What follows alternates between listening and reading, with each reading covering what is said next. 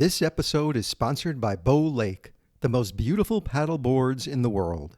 Visit bowlake.com and learn more. That's B-E-A-U lake.com. Bow is French for beautiful. B-E-A-U lake.com.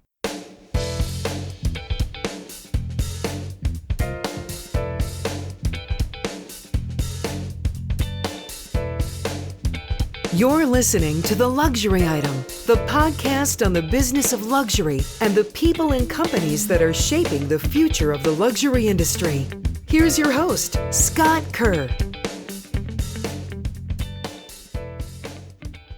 One of the fastest growing segments of cruising in recent years has been expedition cruising, a type of cruising that involves traveling to remote, hard-to-reach places such as Antarctica on small, hardy vessels. This is a type of cruising so different from what the big mass market lines offer that it might as well be considered an entirely different form of travel. One luxury expedition cruise company that's been capitalizing on the rapidly expanding experiential market is Ponant Explorations Group. The 37-year-old Ponant is a world leader in luxury expedition cruises on small ships focused on the Arctic and Antarctic. It operates a fleet of 14 ships, including Le Commandant Charcot, the world's only luxury icebreaker with a Polar Class 2 hull and hybrid electric propulsion, allowing it to navigate the most extreme polar regions. Ponant touches 110 countries across more than 400 itineraries. In 2015, it was acquired by Artémis Group, the holding company for the Pinot family, to help fuel Ponant's ambitions. My guest on the luxury item is Sam Chamberlain, CEO of Americas at Ponant Explorations Group.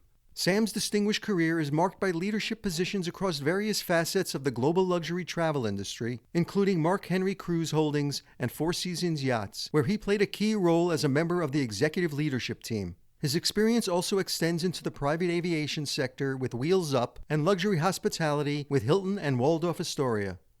Welcome to the luxury item, Sam. Hey, Scott. Great to be here today. Thanks for having me. Thank you for joining me. Ponant was founded back in 1988 by a group of French Merchant Navy Academy graduates, and despite being a 37-year-old luxury expedition cruise company, it's been kind of cruising, if you will, under the radar. I think a great place to start is to share with my listeners the backstory of Ponant Explorations Group and how has the vision of its founders evolved over the decades. Yeah, you're right. It is a bit of a brand in the United States that's not that well known of a quantity yet. We intend to change that, but it was founded in 1988 by these French Merchant Navy officers. But what it is today is this expedition fleet with intimate, small, yacht-sized vessels that are anywhere from 32 to 330 guests, and it's been over a long and I would say fruitful trajectory of conscious growth. Mhm. In 2019, Ponant Exploration Groups acquired Paul Gauguin Cruises, which is a beautiful ship in French Polynesia that stays in French Polynesia and is really the French Polynesia destination expert, as well as other destinations that we've been servicing across, the poles, which we're more known for, North and South Pole, and then also lots of tropical and tropical routes that are in these less crowded maritime destinations. So at its core, our idea has been to be at the forefront of exploration and going where no one else goes. Now, expedition cruising has been a breakout travel trend in the last few years. It's the fastest growing segment. Expedition cruising, which differs from conventional cruises in that they focus on exploring isolated, less visited, or inaccessible destinations. Smaller ships also allow for itinerary flexibility, which means the captain can slow down for guests to observe polar bears or whale sharks or whatever. Is the surge in expedition cruising a result of our shift in immersive experiential travel, getting back to nature, et cetera, since the pandemic?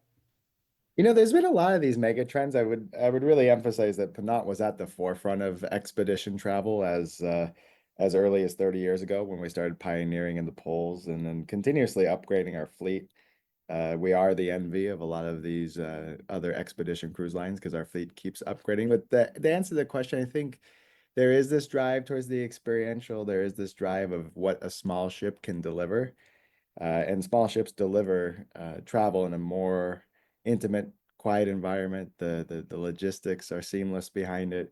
And you're right, going off the beaten track and experiencing destinations that are less crowded and over touristic is definitely on the radar. So I think we have been are currently aligned to the trend, but have also been that trend leader and servicing this exploration for a while. Are you speaking to some of the passengers who, some of that have been on there maybe for the first time? They just learned about Ponant over the past few years and they're on there, and this is something completely different and new that they do want to get back to nature, that they're just, their agenda is different since the pandemic.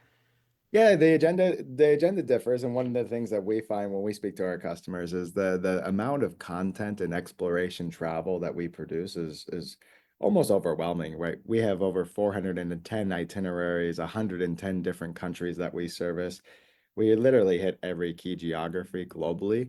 And what we find is people get picked in their imagination on one particular destination, which I call the entry point. But Mhm. then they love what the brand delivers. They love the opportunity to explore. They love engaging in what is a multicultural cruise. And I'll explain that later with you on how we deliver, I think, a very different, more worldly project. And then they keep repeating with us because we offer so much content and itineraries. We're always opening up new destinations. So it's a trend that they like to explore. They have one entry point and then they come on board with us and continue to travel because of just the diversity of product.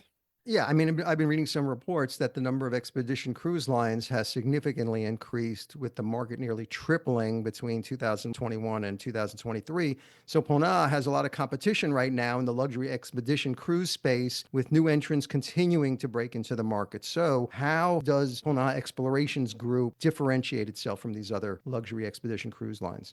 Yeah, at its core, the biggest differentiation in my mind, of course, there's always physical hardware and product. And again, I really do emphasize that we are the leader in small ship cruising. We have an expedition fleet that is really the envy of the industry because we continue to upgrade it. But outside of product, the French heritage and French flair that we deliver, one of the things that we've really been emphasizing at Ponant is this delivery of a multicultural cruise.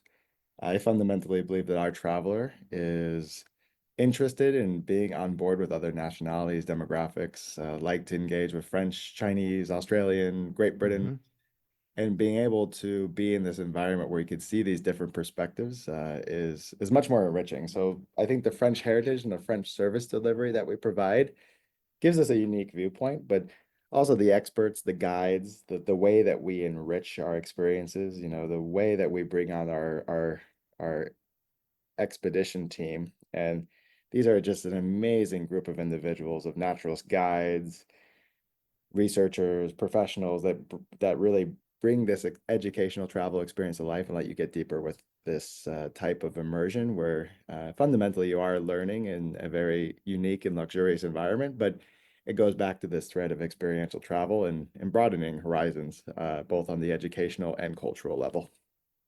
And you joined Ponant as CEO of Americas last April, coming from Mark Henry Cruise Holdings, the owner and operator of Four Seasons Yachts. You have experience in private aviation with Wheels Up and luxury hospitality with Hilton and Waldorf Astoria. You've pretty much covered luxury on land, air, and sea. What have been your priorities for Ponant in the U.S. since joining as CEO? Yeah, I think the interesting thing about these observations and experience across all these different verticals of luxury travel, at its core, the needs, desires, and wants are very similar. So one of the areas that we're really trying to influence is what I call the travel ribbon at Ponant. The travel experience, it needs to feel better, special, or differentiated with us from not the moment they get on the gangway to board the ship, but also how are we servicing them? How are we taking the reservations before? How can we influence how they pack their bags, get in the car to go to the airport, the lounge experience, and then when they get off the ship, how do we get them back home? So the travel ribbon, I think, is an interesting mega trend that all travel brands should be looking at. Is it's just not the experience that you offer, but it's the holistic travel ribbon. And small ship cruising really offers that amazing opportunity to simplify that travel ribbon. If you look at the way that the world works right now with travel logistics, delays, and just getting around, mobility is a lot harder than it was before the pandemic. There's a lot more people traveling, a lot more of the suppliers are impacted. So how do we influence the travel ribbon to really lift and deliver a differentiated guest experience? That's one of the big picture trends. And then specifically here in the Americas, it's really about strengthening the presence and the brand awareness of Ponant Explorations and how we do deliver these amazing multicultural cruises, how we are this distinctively French brand that delivers on French flair, which again is very aligned to the trend of having a more worldly viewpoint, which I think is more important more now than ever. And then expanding a lot of our strategic alliances and partnerships. We work heavily with luxury travel advisors, concierge companies, people that provide recommendations, because we are a bit of a niche brand, and having these travel influencers or travel advisors that really have great relationships and trust with their clients already to be able to recommend that this is an experience that they would be willing to try is a great channel to be growing brand awareness. And then some really great partnerships across multiple different types of institutions. Ponant's flagship vessel is the 288-foot Le Ponant, a three-mast motor sailor, which was launched in 1991 and marked not only the inception of Ponant, the cruise company, but also the first French cruise ship to hit the water. Could you talk about that specific vessel and how it's currently being used? Yeah, Le Ponant's one of my favorites because it really shows the brand's DNA inherited at its core, being founded by sailors. It's the world's first relay and chateau sailing yacht. So just 32 people on board, 16 staterooms, all have panoramic windows, and you really get to have that slow sailing yachting experience, the focus on culinary excellence.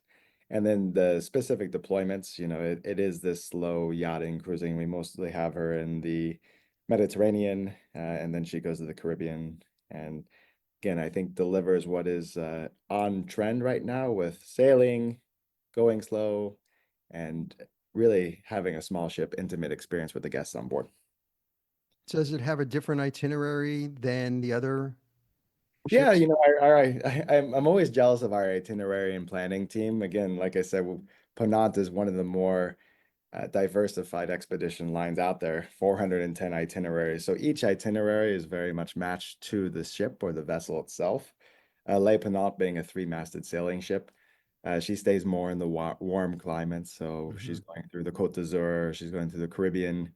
So a much different style of itinerary than what you might be doing on Le Commandant Charcot, which is the world's only icebreaker, right? Of course, that ship is built to be very cold, so it stays in the cold weather. And then our explorer ships, they are able to do almost anything. They go anywhere from the Japanese archipelago, they go North Pole, South Pole, Greenland, Caribbean, Baja California. So a very diverse fleet. And again, the itinerary team is meant to match the ship with the perfect itinerary to deliver the best experience.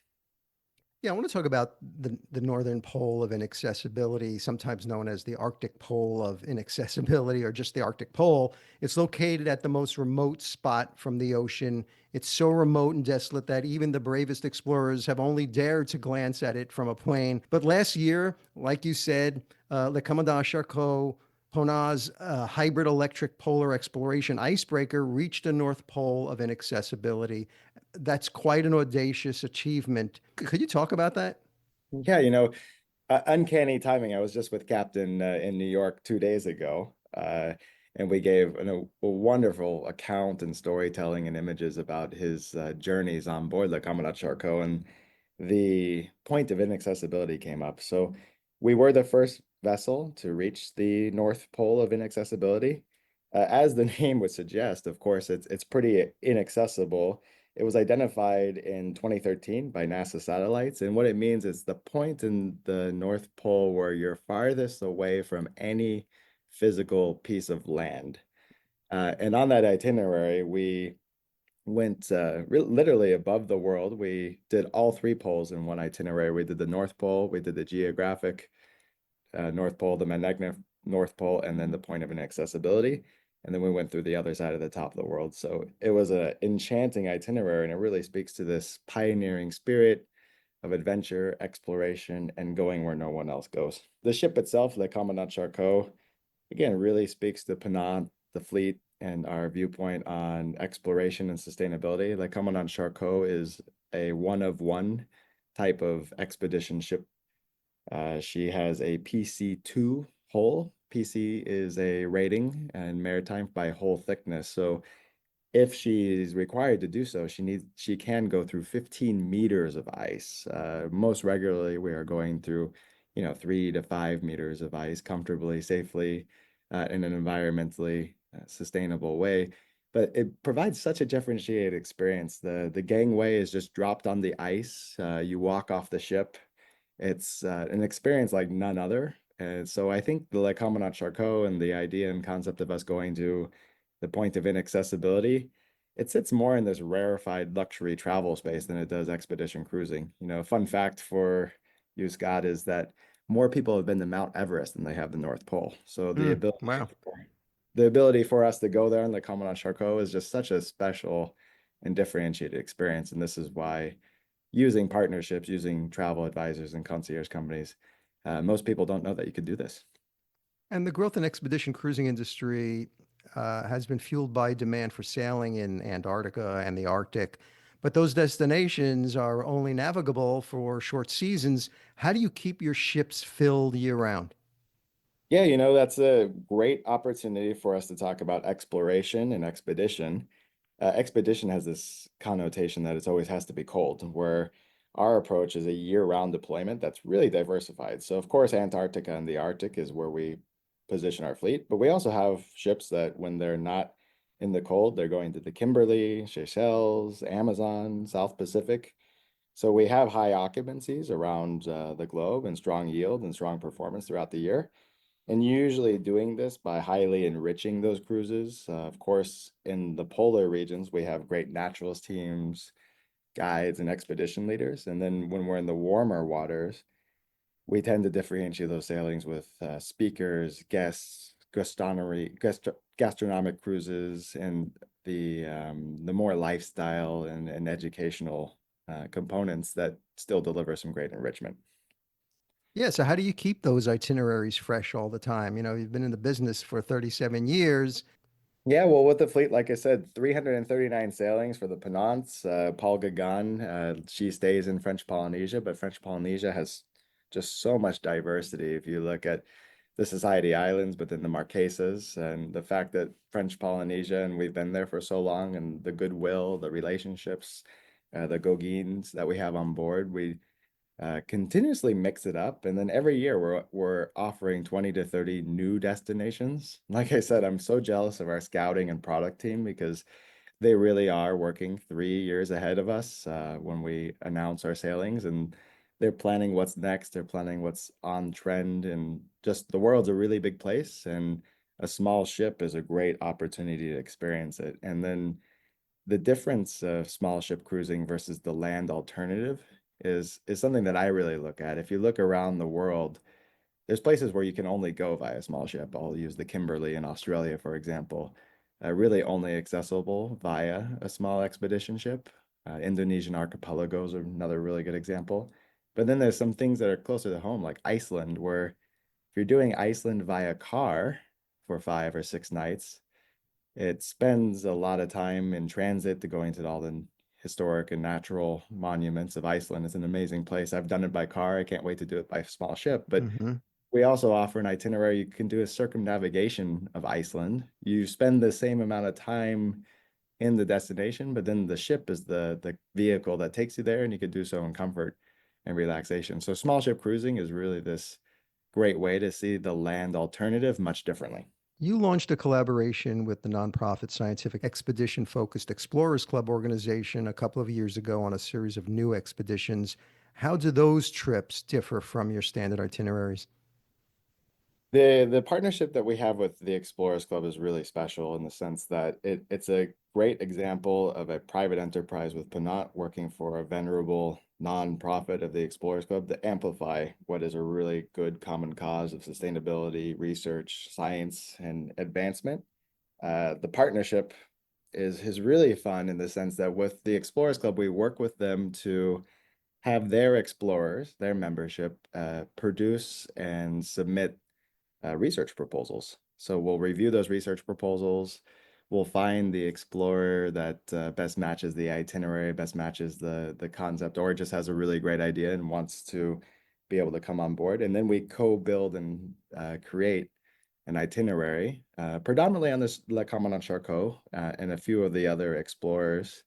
And then those explorers go on board. It's co-branded. The explorers will engage with the guests. They'll give talks, they'll give lectures, but they'll also be able to conduct their scientific research on board. So it shows a really great alignment of that educational travel, that adventure travel, that experiential travel, bundled into what is a really great partnership that we have with that entity that gets a lot of great feedback and also does good. Different type of customer than the regular itineraries for the Explorers Club? To a degree, the Commandant Charcot itself, where a lot of the itineraries for Explorers Club land, the Charcot traveler is much different than the rest of our expedition demographic. They're traditionally a little bit younger, a little bit more adventurous. It's a different level of price point as well. So there is a bit of a difference. And then when you look at the Explorers Club, it is much more North American because of the Explorers Club's just recognition and the status that that holds, especially in New York City. So I would say they're slightly different, but then really the content comes to life because of those individual explorers that come on board. Just recently, Ponant had its inaugural winter expedition in Canada's St. Lawrence River, which is exciting. It's the first time any cruise ship has navigated the St. Lawrence River during the winter season. Why have there never been winter expeditions on the St. Lawrence River? And how did you win over the Canadian government to have them do that? Well, I was actually just on one of these sailings, and you're right. Before Le Commandant Charcot, no cruise ship had the capabilities to navigate the St. Lawrence winter during that season for the obvious reason that it's frozen. So having this ice-breaking technology made it possible, and it was such a great sailing. Imagine 1 hour flight from New York to get to Quebec City, getting on the ship. And 2 days later, we were breaking ice through Saguenay, which is a Canadian fjord on the St. Lawrence. We dropped the gangway on the ice. We were doing dog sledding, snowshoeing, just what I would call an amazing neighborhood, backyard type of luxury adventure travel experience. So we had 4 itineraries this year that were 12 nights, and then we'll be going back in 2027. And you're right, it took a lot of work with a lot of great people to envision this. It required infrastructure by Canadian government, Cruise of St. Lawrence, and really trying to accommodate the St. Lawrence, which is a great destination in the off season, which speaks to the trend of trying to have slower travel, have travel where you're not always going there at peak season. And Quebec City, of course, during the winter is just fabulous destination to start. Right. And like many cruise travelers in this category, I would imagine Ponant's primary target audience are these curious individuals over 55 years old with the money and time to venture off to wild and untapped destinations. And while Gen Xers and millennials represent probably a small percentage of your clients, have you started to develop itineraries to win over these audiences? Absolutely. This fits with our notion of the fleet planning and our scouting team and how we build our itineraries. From the structural standpoint, we definitely see a shorter length of cruise. People want to pack it in, especially, the US market, which I represent. They want shorter cruise. They want to be able to fly in, get on, and really, what I would say, maximize it. Hmm. But I really emphasize this notion of the multicultural cruise. I think because the expedition product or landscape is so diversified, there's really, you see this in all travel trends, right? There really is a product that almost fits into every niche and every traveler's desire. So I think fundamentally at Ponant, our desire is to have that multicultural cruise, cater towards an individual that's more intellectual, wants to learn, wants to be involved and engage with scientists, for example. So really that more explorer type and intellectually curious type of traveler. We see a really big trend as well with solo travelers, people going Hmm. by themselves, and solo travel, speaking to this notion of cruise versus land. As a solo traveler, being by yourself on land, and again, is a bit more exhaustive. It takes a lot more of an outgoing nature, whereas small ships really are set up for success with solo travelers. You're able to be in the dining room with multiple people. You're engaging with them on lectures. You're going out on excursions with them. So solo travel is just this new trend where there's a demand for more independent travel, but just very more immersive. And then lastly, Paul Gauguin Cruises delivers this floating resort type of experience across French Hmm. Polynesia, which is just such an enchanting destination. So really there, I think we hit all the chords and all the notes. We have leisure travelers, we have honeymooners, we have families, multi-gen. We have a great family proposition on board Paul Gauguin. So we really see it all, but from the structural standpoints, airports of how Americans get on and off our ships, how they travel, and then length of stay are things that we're really looking towards. Today, we're seeing true ultra luxury offerings from luxury hospitality at the pinnacle of wealthy guests' expectations. Exclusive once in a lifetime travel experiences have become table stakes at this point. What top of the strata offerings and services does Ponant have that caters to the higher demands of wealthy guests?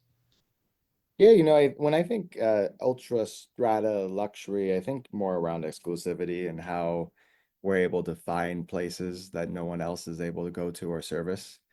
There's lots of different types of travel experiences out there in terms of, like I said, the diversity of product across luxury, lifestyle, brand positioning. Each brand is so personal. It's the one thing I've learned in my career around luxury brands. Every single person has a different type of desire that they specifically resonate with themselves. That's what makes luxury brands so special because they are so personal. But really, where I feel that we fit into that construct is around the exclusivity that we deliver with, of course, the French flair, the European touch, the multicultural cruise, but more of these destinations that we offer and how we are able to go places like the geographic North Pole or the point of inaccessibility, but also be in an environment where you could be having dinner at an Alain Ducasse restaurant in the Right. most luxurious setting. So this dichotomy that we bring of ultra luxury experiences, culinary, fine dining, physical product, and then marrying that on top of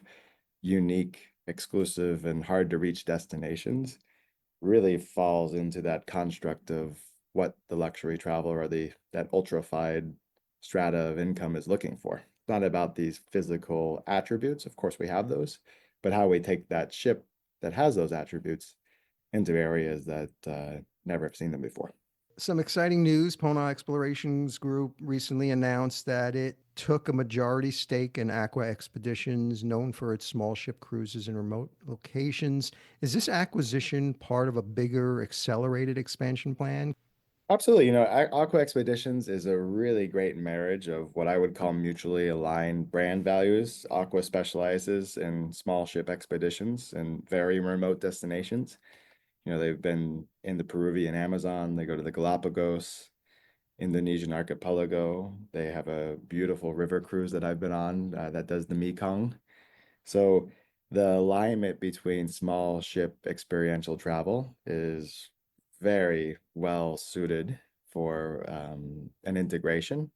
And there's a lot of mutual values around enrichment, conservation, sustainability, and going where no one else does. So Aqua found a really great home and now really the jewel in the crown of our portfolio, a much smaller type of line, a much smaller ships. So now our fleet has our explorers that have 186 passengers, and then a lot of the Aqua fleet is less than 30 passengers on board. So really amplifying that idea of small ship luxury, intimate boutique cruising.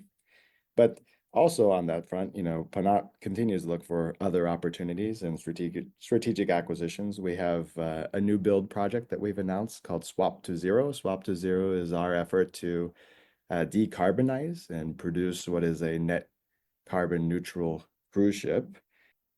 And then lots of other opportunistic areas where we could continue to be at that forefront of exploration.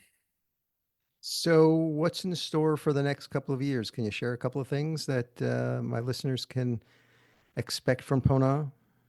Yeah, I think with Aqua in specific, it's about really how could the two companies leverage the synergies and how can we continue to explore together? How can we open up new destinations together? How there could be opportunities for more smaller boutique type of experiences in small ships.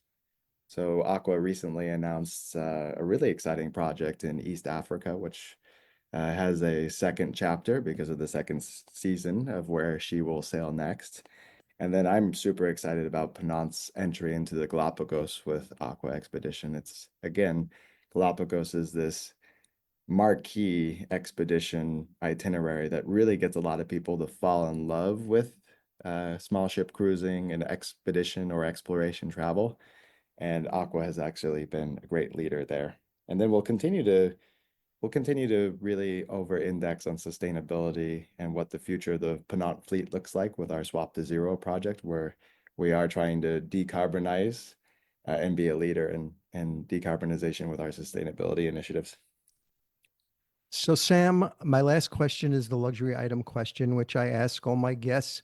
So, if you were stranded on a deserted island and you could only have one single luxury item with you, what would that luxury item be? It can't be any form of air or water transportation or anything that requires mobile service. It's just you on this island by yourself with lots of sand, palm trees, miles and miles of ocean. What would that one single luxury item you would like to have with you? I thought about this long and hard, and the fun thing for me being on a deserted island is I love to cook. I actually would appreciate the quiet time. So I chose a awesome brand called Smithy. It's a North Carolina based cast iron skillet manufacturer. And I would want one of these beautiful handmade, handcrafted, hand forged cast iron skillets, because I'm sure I could use one pan, which is always the cast iron skillet way, and hopefully cook myself something that I would find on that island. And hopefully it won't rust. And hopefully it won't rust, but if you said there was coconuts on this island, then I'd figure out how to get some coconut oil and make sure she's clean. Sam Chamberlain, CEO of Americas at Ponant Explorations Group. Thank you so much for joining me on the luxury item. Thanks, Scott. It was fun to talk to you today. Thank you.